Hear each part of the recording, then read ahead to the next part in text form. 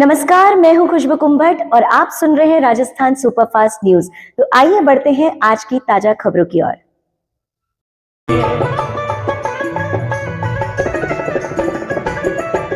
मैं उस छवि पर बलि बल जाऊं,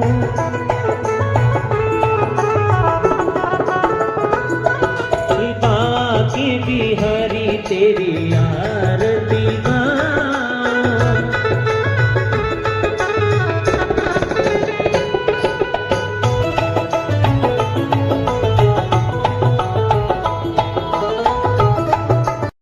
आपको दे दूं, आपने ऐसा मुझे प्रभावित कर दिया, ऐसा मुझे रिझा दिया है।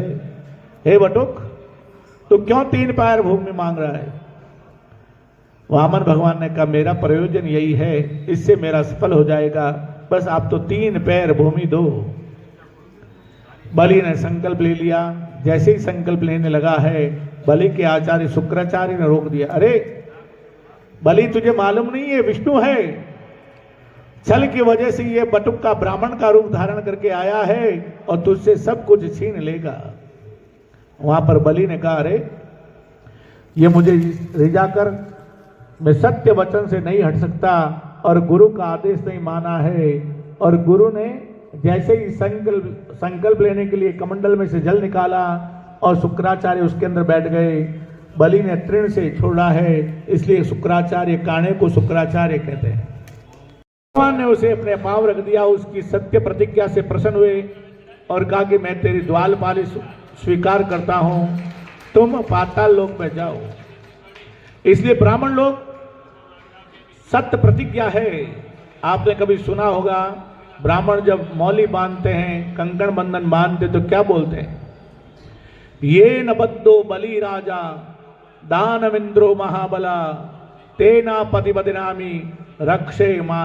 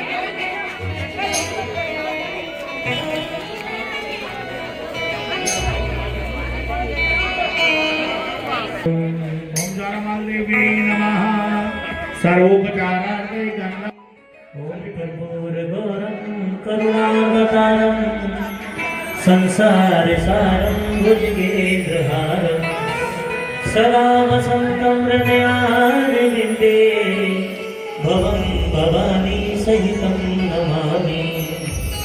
हे गिरिधर तेरी आरती गाऊं,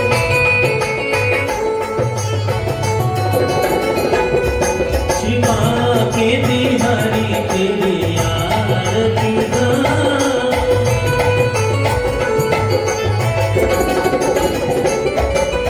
आरती गाऊं प्यारे तुम कोरी जाओ।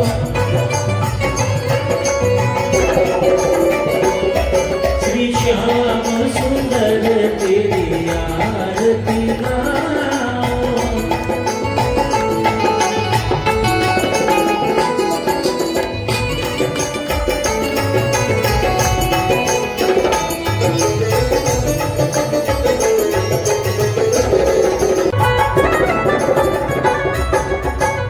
प्यारी बंसी मेरो मन मोरे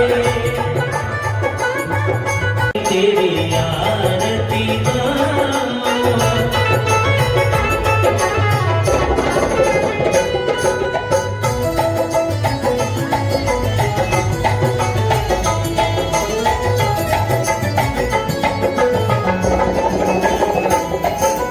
चरणों से निकली गंगा।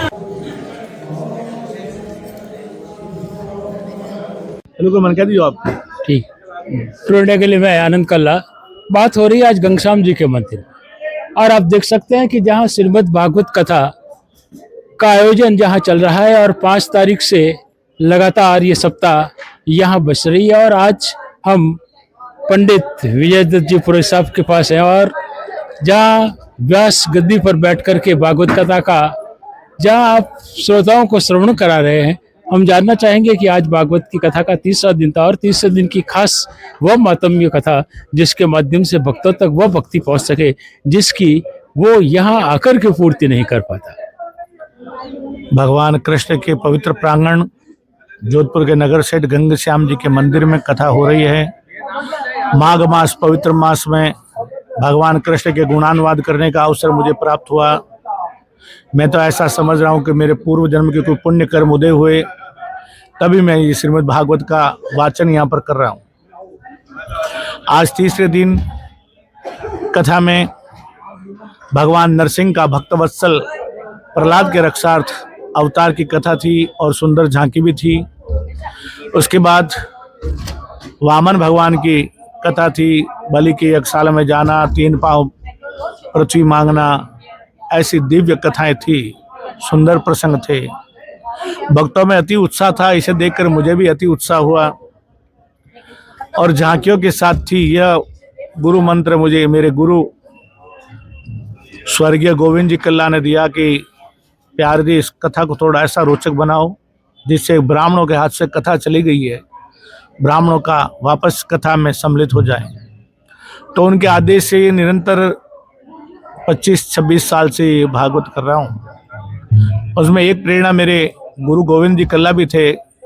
उन्होंने मुझे ये कहा कि अब कथा को थोड़ा रोचक बनाओ, थोड़ा संगीत के साथ करो, लोगों को अभी यही चाहिए।